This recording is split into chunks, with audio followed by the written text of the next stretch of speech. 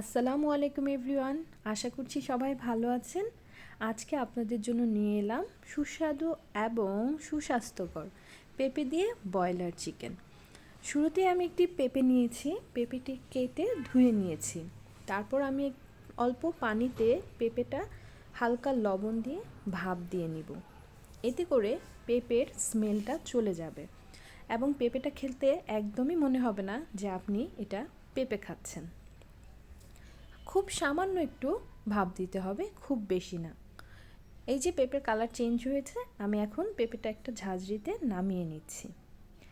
এখন আমি আমার পছন্দ অনুযায়ী মুরগিটা কেটে নিয়েছি। আপনারা আপনাদের পছন্দ অনুযায়ী কেটে নেবেন, তবে মাংসের পিসটা একটু ছোট করলে ভালো হয়, এতে তরকারিটা খেতে স্বাদ ভালো আসে। তারপর আমি একটা প্যান বসিয়ে দিচ্ছি, প্রয়োজন অনুযায়ী আমি তেল দিয়ে নিচ্ছি। পেঁপে রান্নাতে কিন্তু তেলটা কম দিতে হয়, এটা হয়তো আপনারা সবাই জানেন, কারণ পেঁপে কিন্তু তেলটা ছেড়ে দেয়। আলু যেমন খেয়ে নেয়, পেঁপে ছেড়ে দেয়। তাই আমি সামান্য তেল দিয়ে দিচ্ছি পেঁয়াজ কুচি। আপনারা চাইলে পেঁয়াজ বাটা ব্যবহার করতে পারেন। তারপর আমি দিয়ে দিব এখানে 2 টুকরো দারচিনি। পেঁয়াজটা একটু তেলে ভেজে নিতে হবে, এতে করে পেঁয়াজের যে কাঁচা স্মেল আছে তা চলে যাবে। একটু সময় নিয়ে করতে হবে এই কাজটি, তাতে করে আপনার পেঁয়াজের যে বাজে একটা স্মেল থাকে সেটা চলে গিয়ে এলাচ দারচিনির একটা সুন্দর স্মেল বের হবে। দিয়ে দিয়েছি 2টো দারচিনি আর একটি তেজপাতাটা আমি কেটে দিচ্ছি। আপনারা চাইলে এখানে মশলার পরিমাণ আপনাদের প্রয়োজন অনুযায়ী কম বেশি করে নিতে পারেন। এখন আমি সামান্য একটু পানি দিয়ে দিব। পানি দিয়ে পেঁয়াজটা গরম মশলার সাথে ভালো করে একটু ভেজে নেব। এরপর দিয়ে দিচ্ছি আমি রসুন বাটা, আদা বাটা। রসুন বাটা দিয়েছি 1 চা চামচ, আদা বাটা দিয়েছি 1 টেবিল চামচ। আমি আবারও বলছি, মশলাটা আপনারা আপনাদের অনুযায়ী কম বেশি করে নিতে পারেন।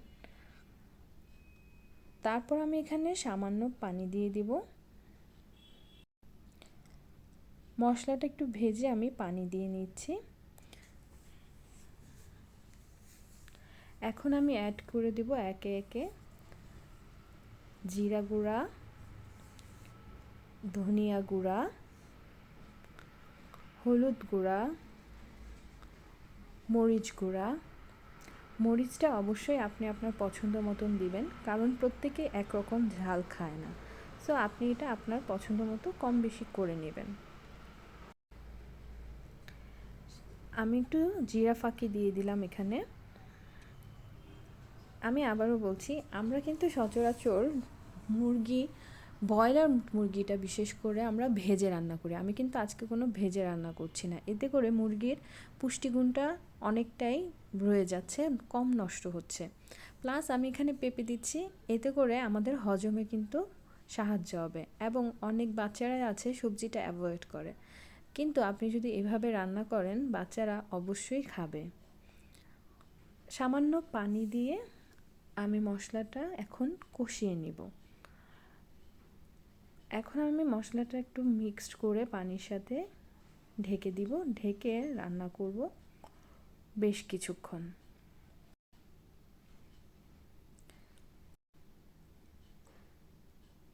ঢেকে দেওয়ার পর কিছুক্ষণ পর পর মশলাটা কিন্তু নাড়া দিয়ে দিতে হবে, এতে করে মশলাটা নিচে লেগে যাবে না। আর একটা কথা সবাইকে বলে রাখবো, যদি আমার রেসিপিগুলো ভালো লাগে তাহলে অবশ্যই আমার চ্যানেলটি আপনারা সাবস্ক্রাইব করবেন।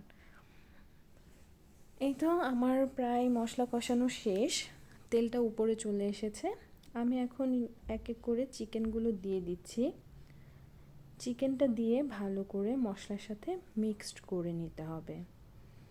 আর চিকেনটা দেওয়ার পর আমি কোনো পানি অ্যাড করব না, কারণ এই চিকেন থেকেই বেশ কিছুটা পানি উঠবে। তাই আমি মশলার সাথে চিকেনটা মিক্সড করে একটু ঢেকে দেব। কিছুক্ষণ পর ঢাকনা খুলে আবার নাড়া দিব।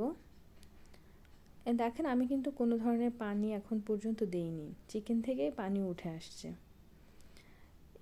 এখন আমি পেঁপেগুলো অ্যাড করে দিচ্ছি। মশলার সাথে পেঁপেগুলো ভালো করে মিক্সড করে দিব। সামান্য একটু ঢেকে আবার কষিয়ে নিব। এই সময়টায় শুরুতেই পানি দিবেন না, পানিটা একটু পরে অ্যাড করতে হবে, কারণ চিকেন থেকেই অনেক পানি আসে। আমি সামান্য একটু পানি দিয়ে ঢেকে দিচ্ছি। এই তো পানিটা শুকিয়ে এসেছে, আমার চিকেনটা কষানো হয়ে গেছে। এখন আমি আমার প্রয়োজন অনুযায়ী ঝোলের পানিটা অ্যাড করব।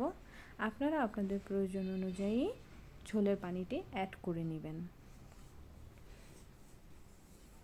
আপনারা ভালো করে খেয়াল করলে বুঝতে পারবেন পেঁপেটা কিন্তু একদমই গলে যায়নি।